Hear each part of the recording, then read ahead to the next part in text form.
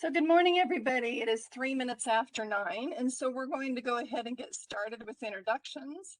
I've got the agenda up on the screen right now. We will start the PowerPoint presentation shortly. PowerPoint slides are available on Zoom Grants in the library documents if you would like access to that later. And on the call right now, I'm going to go ahead and do brief introductions for my team, and then we'll go ahead and have Mike give some brief words. So I'm going to turn my video on for just a minute to say hello to everybody and good morning. And my name is Karen Kuipers. I am the Community Development Manager for Housing and Community Development for Salt Lake County, for those of you that don't know me. I also have on the training session this morning, we have Vikram. Vikram, do you want to go ahead and introduce yourself briefly? Hi, my name is Vikram, and I work as the Impact and Implementation Coordinator. Great, thank you. Brittany. Brittany is new to our team within the last few weeks. Brittany Hemingway, do you want to introduce yourself? Yeah, hi. I am the CB Grants Program Coordinator. All right, thank you. And then Amanda, would you like to introduce yourself? Sounds like Amanda might be having some audio issues. We'll have her jump in just a moment. And so we're going to go ahead and go to Mike Gallegos, our Division Director, and he'll have a few words before we start with our training this morning. Good morning. Glad to see you, or at least see your name on the screen. Appreciate you joining us today. This is the training for the upcoming CDBG hard cost project that'll begin this next month, and hopefully we could expedite the subcontract agreements as quickly as we can, knowing that we're just a couple of weeks away from 2 or 3 weeks away from the 1st of July. As we've gone through this process this past year, the second year that we've had to alter our process due to COVID,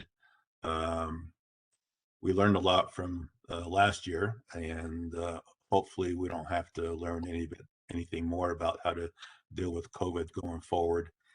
But anyway, I got to acknowledge the work that the Salt Lake County team here has done to manage this process during COVID and keep things running, and staying on track with the efforts of making sure that we're still in business, providing the opportunities and resources to these projects that are significant to your communities, whether it be a local government or a nonprofit organization. And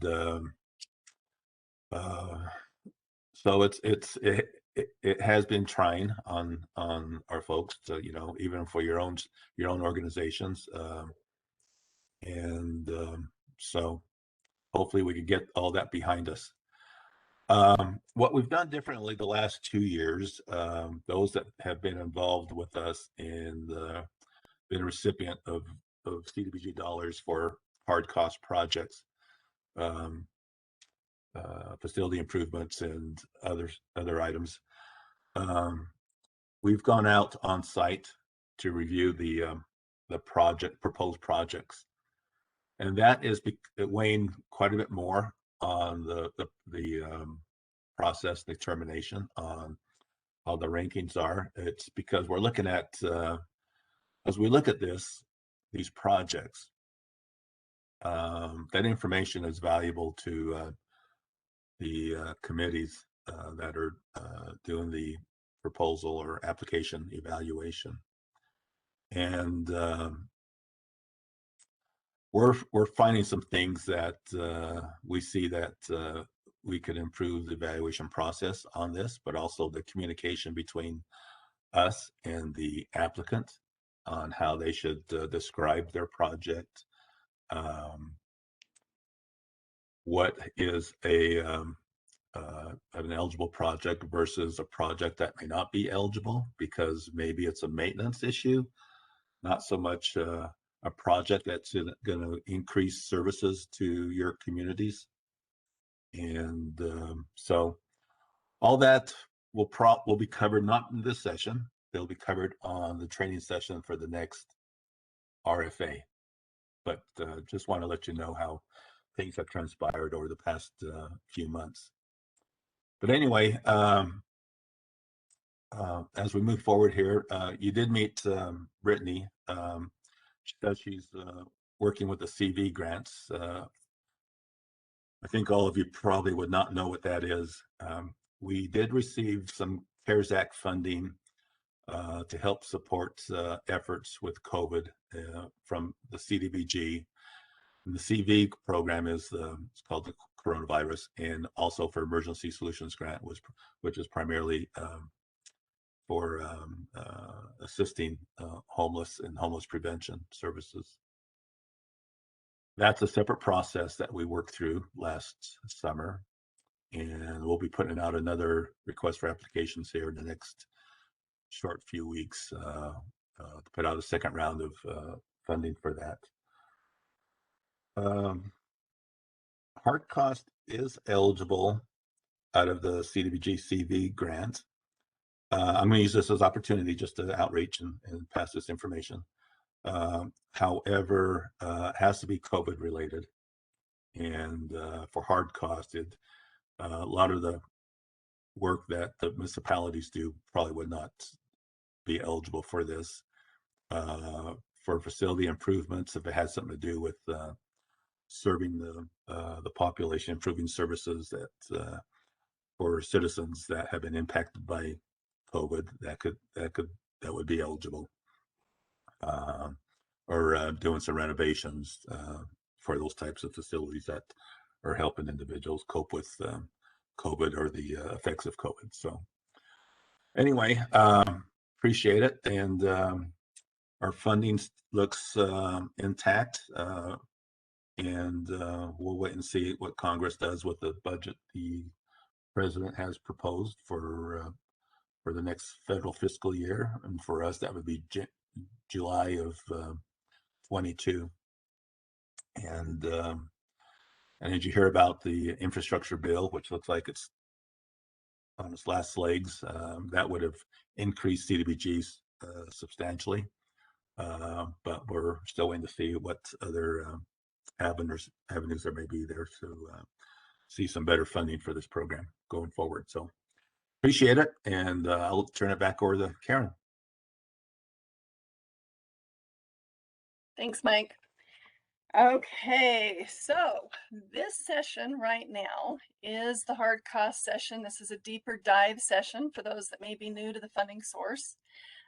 You know, a year ago when we first started doing the WebEx training, we had to do a lot more introductions on some of the background, but I think most people are familiar with WebEx or similar formats. So again, everybody was muted upon entry. If you'll just make sure that you continue to be muted. However, we have allowed you to unmute yourself if you have a burning question.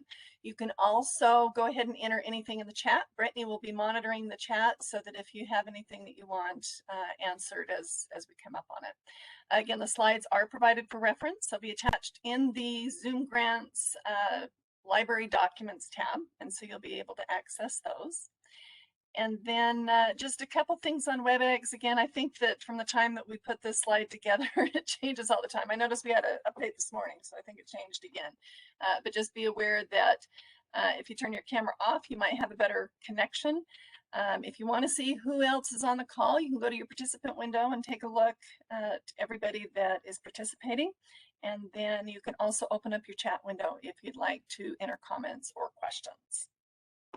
We can go to the next slide, Amanda.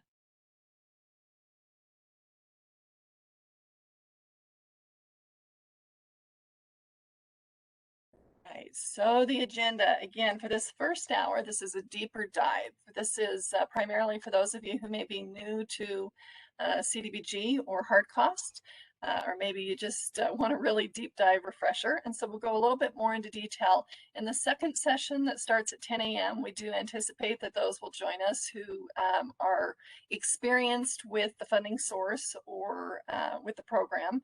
And we'll do a little bit of a refresher at that time for the things that we cover in this first hour. We are going to be on a pretty fast clip, just so you know. For those of you that have been in trainings with me before, you get to not hear me this morning. We're going to have Amanda will review everything that you want to know about the deep dive, and then Vikram will go over the refresher. So Amanda, if you want to go to the next slide, I'm going to turn it over to you. Perfect. Thank you, Karen. Okay, so we are going to go ahead and start session 1A, the deep dive training for CDBG hard cost. Here you have my contact information. If you have any questions or concerns, you can always reach out to any of us via email or by phone.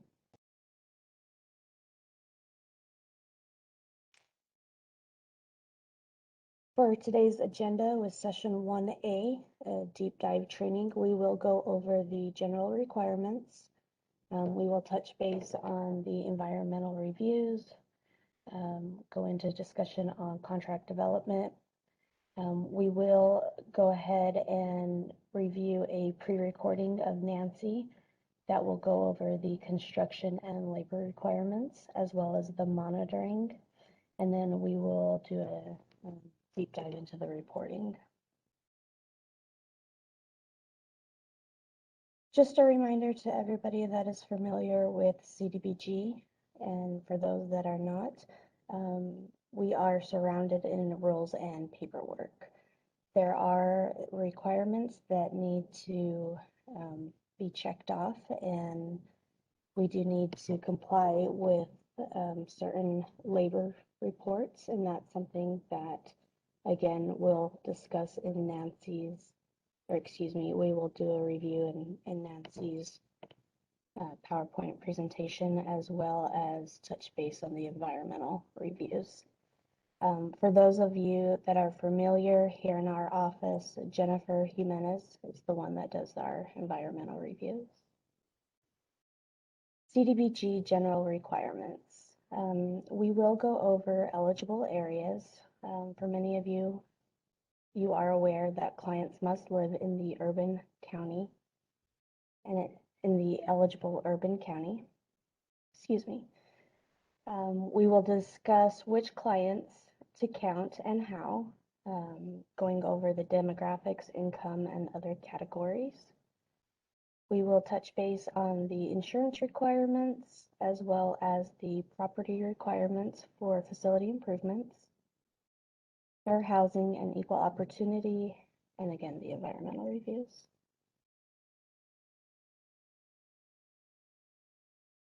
Here's a visual of what those eligible areas are here in Salt Lake County and the urban county.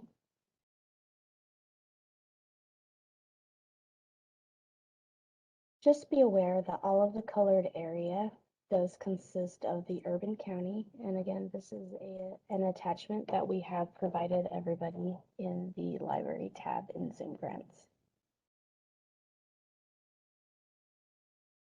You'll also notice the ineligible areas. And just be aware those jurisdictions do receive their own allocation of CDBG funds. While looking at collecting client data, a few things that you need to be aware of is we do ask that all clients and the number of clients be reported in the narrative.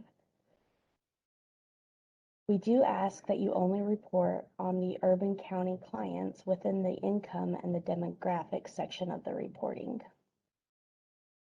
Everyone must collect and report on these demographic information, and it must be consistent with HUD requirements. And as many of you are aware, and for those of you that don't, with the hard cost projects, we do determine eligibility with the reasonable benefit.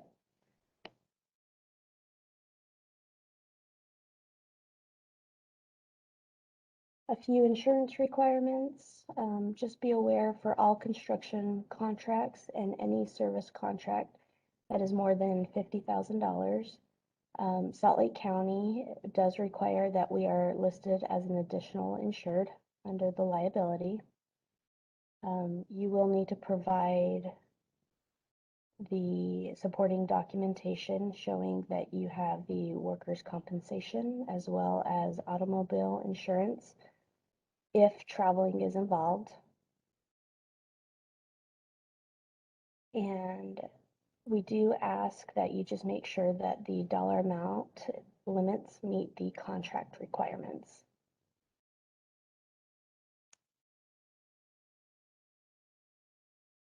For those of you that are doing a facility improvement project, just be aware that you either must own the building or have a 5-year lease. And we will be putting a deed restriction on the property. And the time frame is determined on the amount of money that is awarded to the project.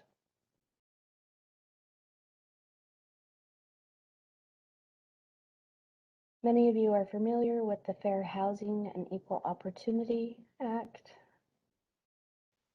Just be aware there are the 7 protected classes, which include race, color, national origin, religion, sex, familial status, or disability.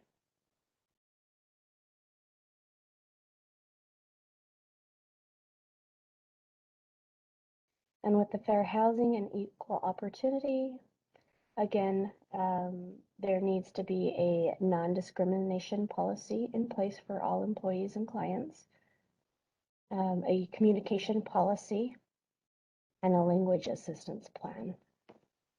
Here you have the hyperlink that will give you access to that resource, as well as a grievance policy needs to be set in place.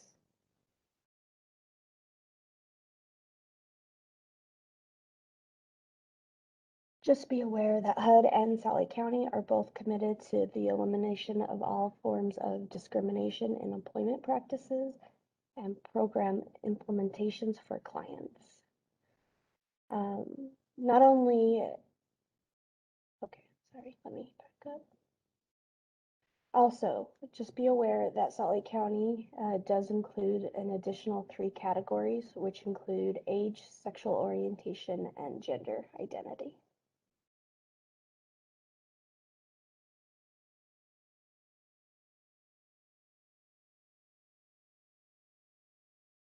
Here you have the information on the implements to fair housing choice.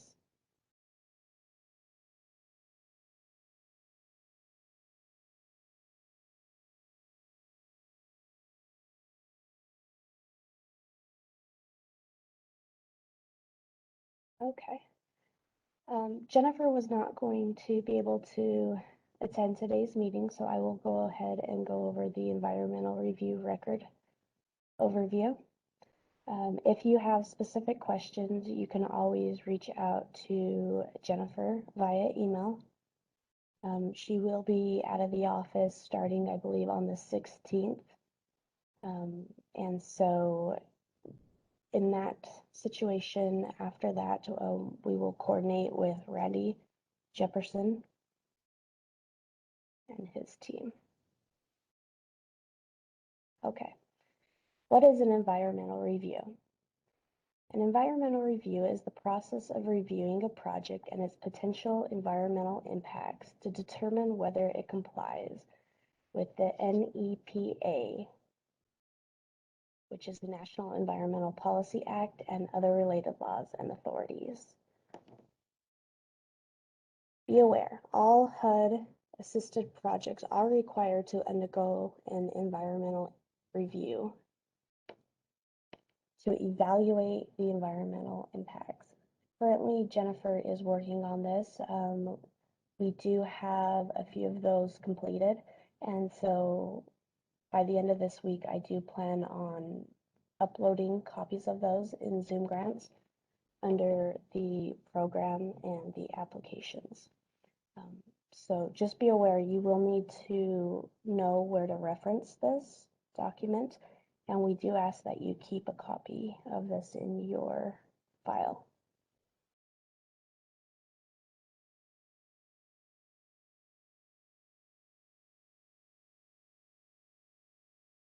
Your contract cannot be signed until the environmental review is complete and you have a copy from our office.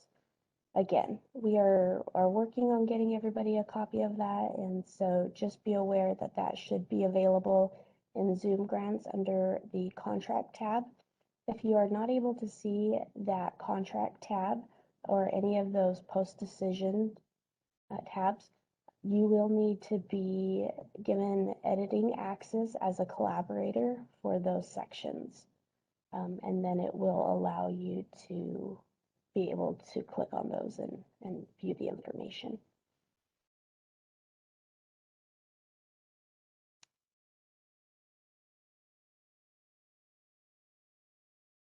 For our agencies that are doing housing assistance activities, we are incorporating a smart sheet format to select and enter that information. And so for those of you that will be submitting those site-specific environmental reviews, we do ask that you submit those via smart sheets, and then between Jennifer and Sarah, well, Jennifer's out of the office, Sarah will be coordinating with Randy and working on these and getting them back to the agencies. So this is something new to be aware of. Okay. The Federal Funding Accountability and Transparency Act, also known as FFATA. Again, this tracks all federal funding for government transparency. This is free to register, and the sam.gov website is active. If you have any questions, you can always refer to the Federal Service Desk or website.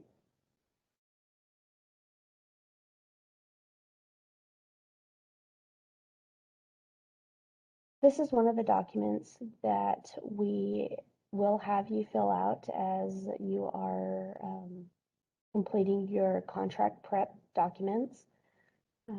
So if you have any specific questions about this, you can always ask Vikram or myself, but just be aware that this FFATA checklist is a required document.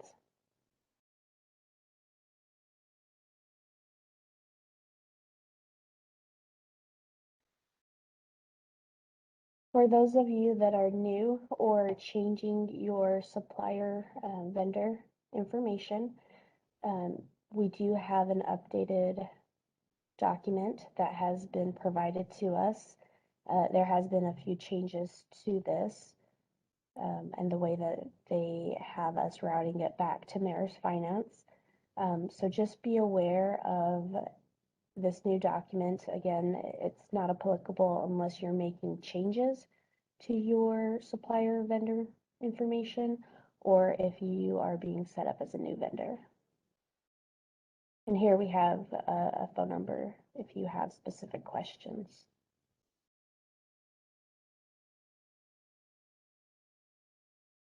The American with Disabilities Act form. Again, this is a required form. This is informational only, and we do ask that this information is provided. It assesses your facility's accessibility, and it also provides information as to whether you're meeting the ADA requirements.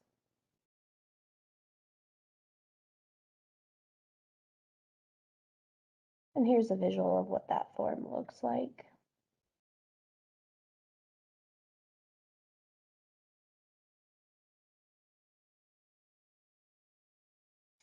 With the disability and non-discrimination employment information form, we do ask that this information capture the employees as of July 1st, 2021.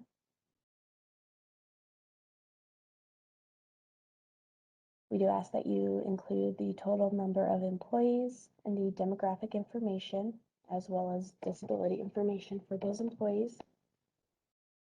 And again, the most important information on this is the contact person for accessibility questions for your agency.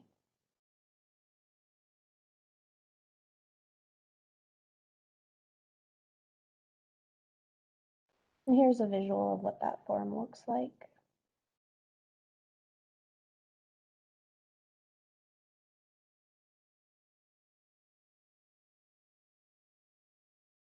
Okay. Next, all agencies need to be registered and provide verification of that registration with the state of Utah. The registration must be current and active, and we do ask that you print a page and submit with the contact information showing that this has been completed and the registration is current and active.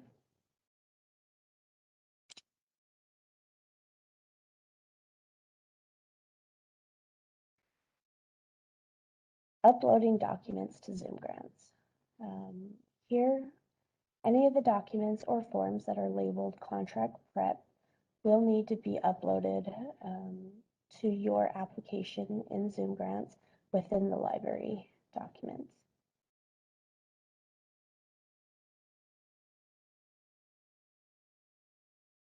You will need to make sure that you have access to Zoom Grants in order to be able to upload documents as well.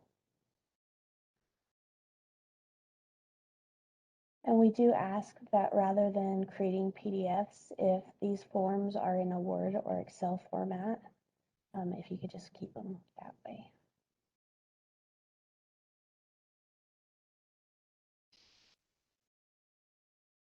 Additional reference documents. In Zoom Grants Library, you will be able to find a copy of the Federal Income Guidelines, as well as a sample of what the deed restriction looks like. And again, that is for facility improvement projects only. The indirect cost certificate.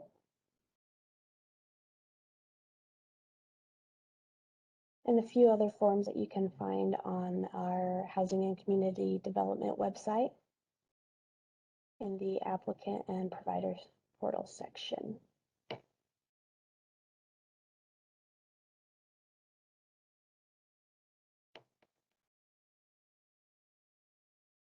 Additional contract requirements. Your contract with our office will be a one-year contract starting July 1st of this year, 2021, and ending June 30th of the following year, 2022. It is important that you document eligibility and that you track that. Here you'll have the information on what we ask that you track. Again, you need to have that code of conduct in place, a drug-free workplace. And one thing I'd like to point out here is we do ask that you acknowledge Salt Lake County and HUD in all advertising when promoting these activities or projects.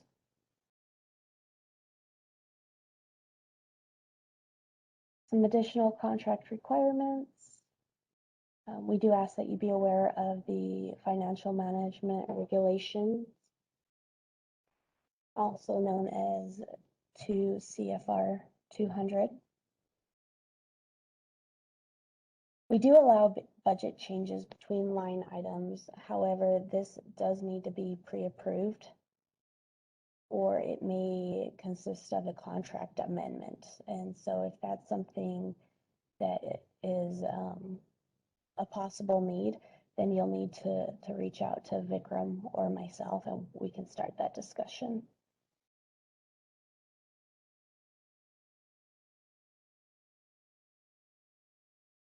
And I'm just going to go ahead and leave this up for a minute and let you review this.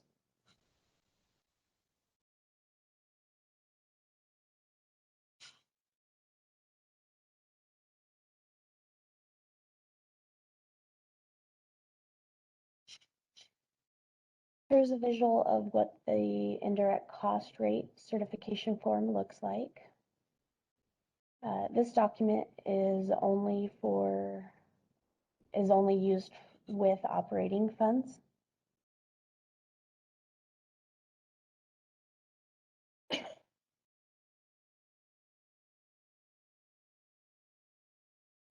Areas of focus. When collecting and reporting for clients, please make sure to check your intake forms to ensure that you are collecting demographic information, disability, and female head of household. We ask that you look at the information that you're collecting and compare it to see, is this the information that I'm able to report on? And if not, we ask that you adjust your intake forms accordingly. Income eligibility is very important to document.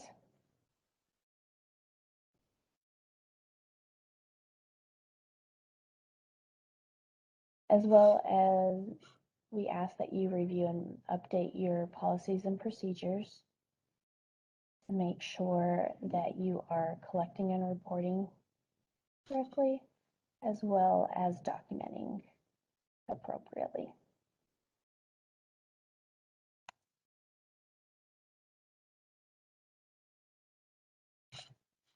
Housing programs. So in the past, we have included an attachment of the program process flow to the contract. This form is not going to be required this year. However, we do ask that you just be prepared to discuss in your contract one-on-one with Vikram what that program process looks like. So from the time that a client were to either call or enter the doors up until the time that they receive services. We just ask that you identify those major steps and within those steps what those timeframes are. The benefits of this, this gives us a better understanding of the timeline for projects. It allows for a two-way discussion. And again, it just helps make sure that everybody's aware of those key milestones and that we're not missing any of those.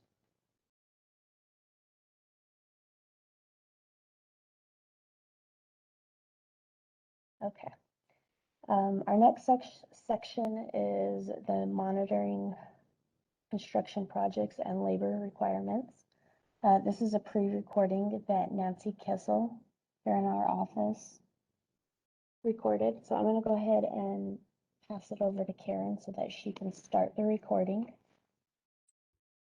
Okay, so before we start the recording, I will tell you that Nancy is, she ended up having some conflicting training today with Section 3 and all things new and exciting with HUD with Section 3. So she has prepared this section for you. And if the universe is aligned, when I push play, you're going to hear everything at the same time. So please, Brittany, if you'll monitor the chat if we end up having any issues with that. Let's see what happens.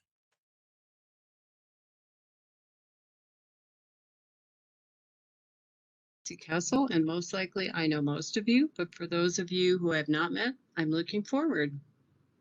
So when we talk about the construction project, so my job is to ensure fairness in this process, to make sure that the procurement process is fair, that there's no collusion among contractors or the agency and the contractors, that workers are paid fair wages, that we invite Section 3, which is low income, and disadvantaged, which is minority women-owned businesses, to participate in the process. I'm also responsible for contractor compliance, meaning that there are no debarred subcontractors or contractors working on the project, and that is debarred from federal money. And then the labor and wage standards are met, that workers are aware of the wage requirements, and that documentation is maintained by you, by me, and by the contractors. So your job is to make sure that you have an environmental review in place We're doing that a little bit differently this year in that we are going to upload those into the contracts tab in Zoom Grants rather than emailing them to you. You're also responsible.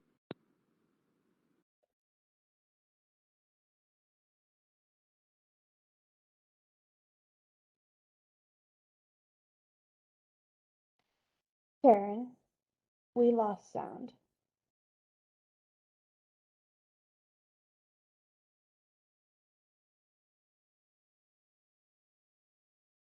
If you need building permits or fire permits, that you get those going if you need to ahead of time and we'll reimburse you, or if you want to have the contractor pay for them directly and there's enough time to include that in your project scope of work. You also need to make sure that you have environmental and engineering drawings, specifications, and a bid form.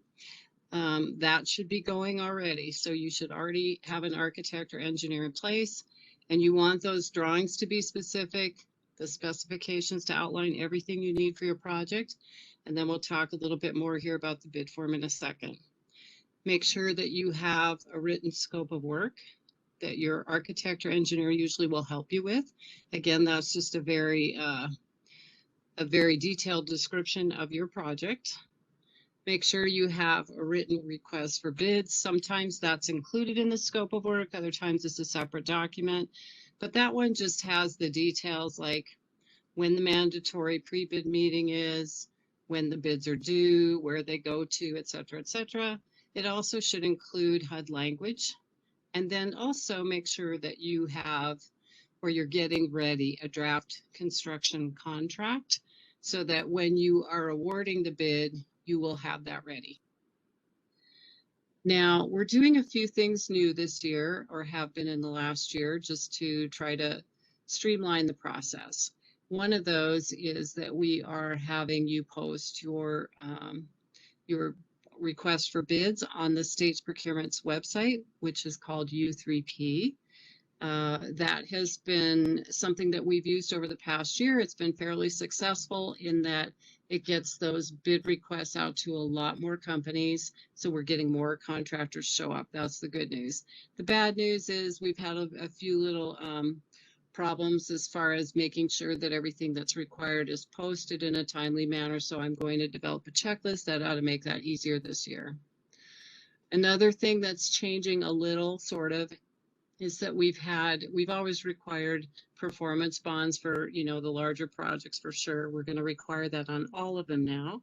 And with bid bonds, which is basically an insurance on the bid that the contractor won't walk away on his or her bid, that's something else that we're going to require, only because the construction industry is so crazy that it's not at all inconceivable that a contractor would walk away.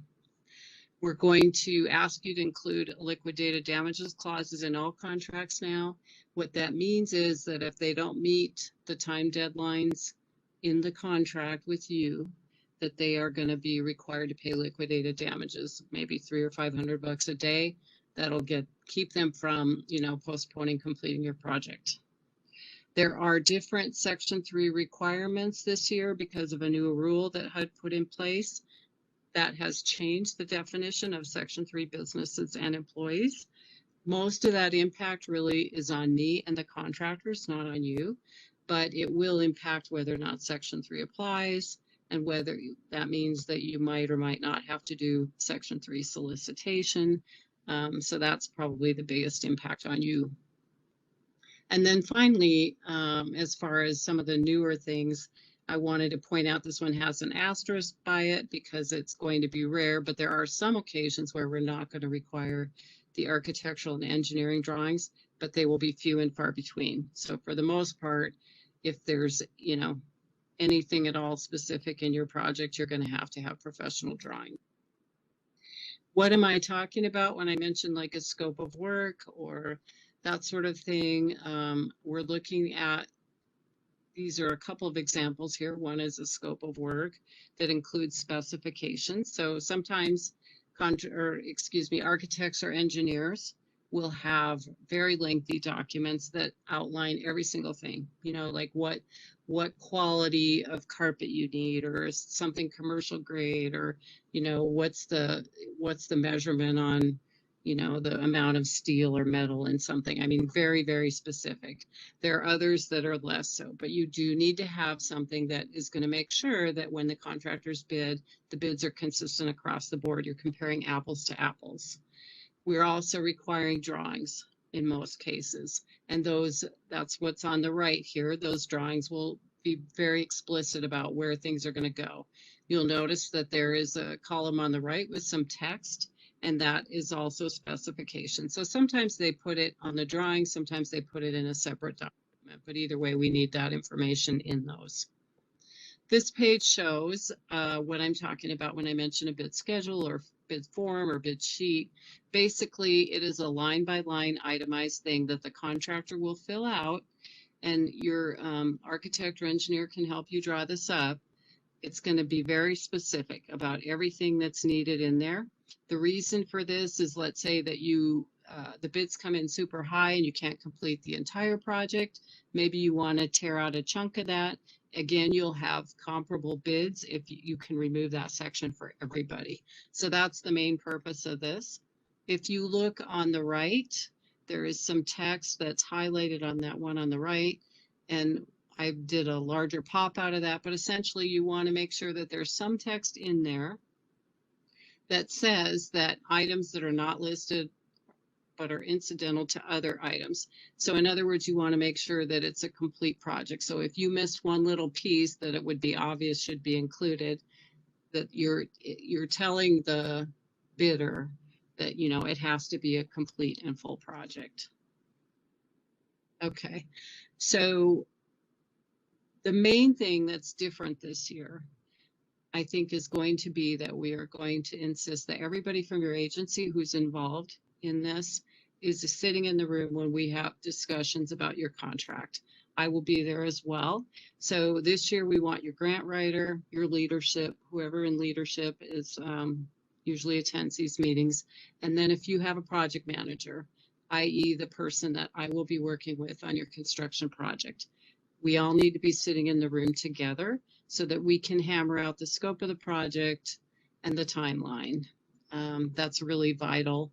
It's one of the best ways I think that we can probably reduce the amount of time these projects have been taking in the last few years.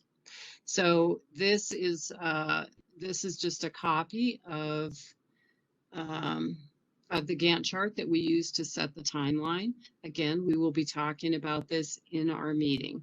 And so we're going to plug in dates here. We're going to talk through whether it's realistic to start because this is going on with your agency or that, or because of weather or the type of work it is, et cetera, et cetera.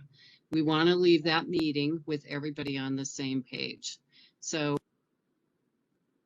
the other thing that we need to be thinking about, you need to be thinking about for that meeting is, do you have enough money if costs go up? And I can tell you, most likely costs will go up unless they finally hit the crashing point, which hasn't happened yet. So make sure that if you don't have enough money committed so far, that you've got other funding resources. You should hopefully have heard, if you've applied for other HUD money through other jurisdictions, whether or not you've received that, or if you applied for private funds, try to get those answers and bring them with you to that meeting so that we know where we're at dollar-wise.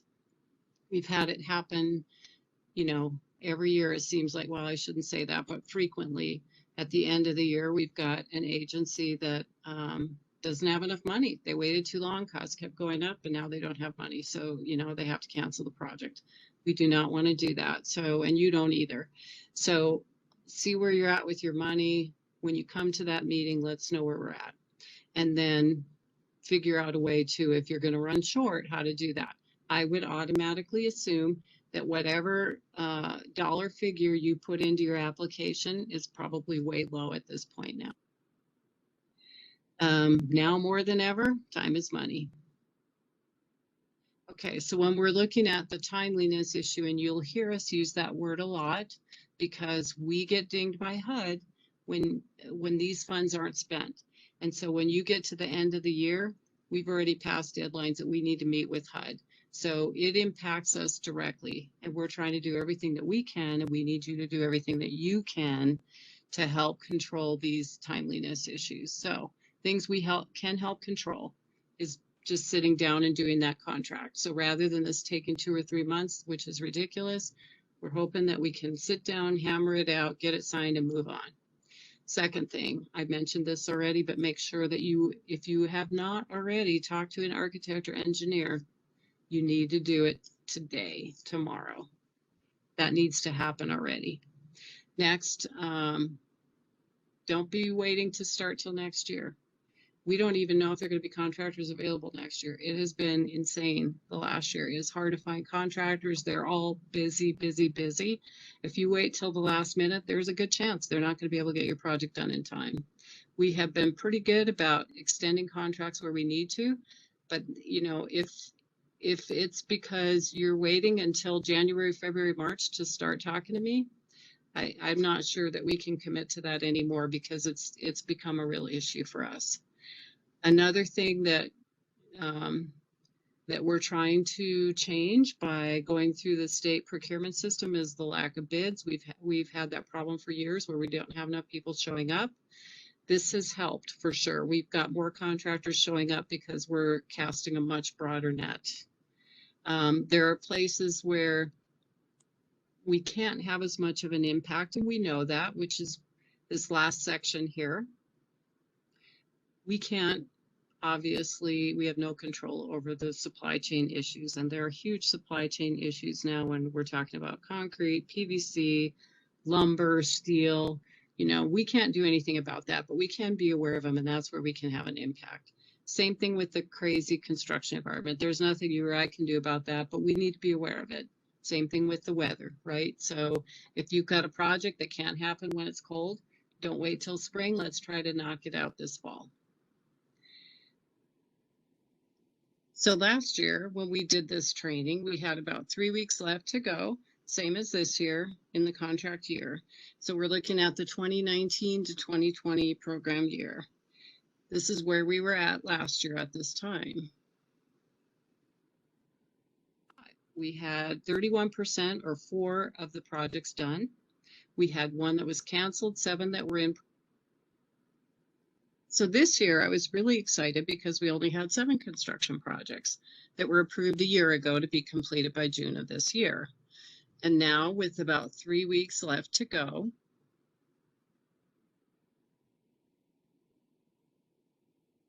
how many are done? We've only got 2 that are done, which is 28%. So our percentage even went down from a bad one. We have 2 that were canceled, 5 that are in process. And for me, the most concerning, more than half of these projects only started, 4 of them only started in the last 2 months. So we've got to do better this year. Okay, so let's go through a few tips and reminders. First of all, don't start the procurement process without contacting me. Secondly, be upfront about potential conflicts of interest. This is really important. I need to know about them before it becomes an issue rather than after the project started or completed. Next, make sure that you're not talking to or negotiating with potential bidders or contractors because that could disqualify them from bidding. Just keep in mind that the company that developed or wrote your scope of work and specifications cannot bid on the project. That would be a very unfair advantage. And the big one here too, especially to protect you, is don't pay the contractors when they send you bills without getting my approval. The reason being, if I don't have the paperwork that's required, we cannot reimburse you. Okay, so as final wrap up, let's be constructive together. Thank you for attending today and for viewing this. I appreciate your time and look forward to working with you.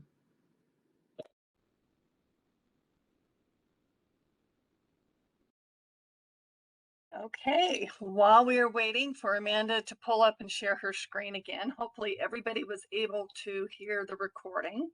It is 9:52, and I believe that when the slides are shared again, you'll see that we're going to review your resources that are available to you very quickly. And also we have a couple minutes for any questions before the next session that will start in about 7 minutes.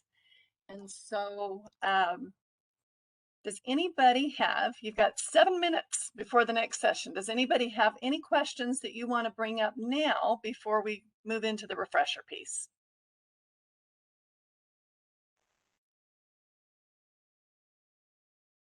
The difficult thing about online training is I can't look at anybody in the eyeballs to see if there's really questions that somebody doesn't dare say. So we're going to go ahead and we're just going to hang out here for the next 7 minutes before we start the next session. If you have a burning question that comes up, please go ahead and unmute yourself or go ahead and ask in the chat. Otherwise, that will wrap up this session and give you a couple minutes. It looks like Kate has a question on the environmental review. Do we need to submit a request for the review, or is that done automatically? Amanda, do you want to address that? Amanda just went to the bathroom, so if you could, that would be great. Okay. As Amanda noted, there is a smart sheet form that you'll be able to submit those requests for site specific. If it is something within the next week, you will be getting correspondence from Amanda that will let you know if it has already been done. And you'll receive that. So you will have correspondence with us as far as whether we need any additional information. But Kate, you won't need to submit unless you have a site specific request. So if it's a general project, that will be done automatically. And again, we will make sure that those are completed and you have a copy that is uploaded to Zoom Grants prior to the contract being signed. And Nancy will also be following up on that as we have those contract one-on-ones and do the contract negotiation. You've got I got a 5. question. Oh, go ahead. So all these documents that we need to fill out all can be found in the Zoom Grants app. I mean, in Zoom Grants. Yes, so there's 2 different places. If you go to the library tab in Zoom Grants, some of those documents are referenced. However, most of these are going to be uploaded as a template. So if you will go to tab 6, which is your document tab, you will scroll down to the bottom and it will say contract prep. You'll see the documents listed with a placeholder to upload them, and you'll see a template that you can download.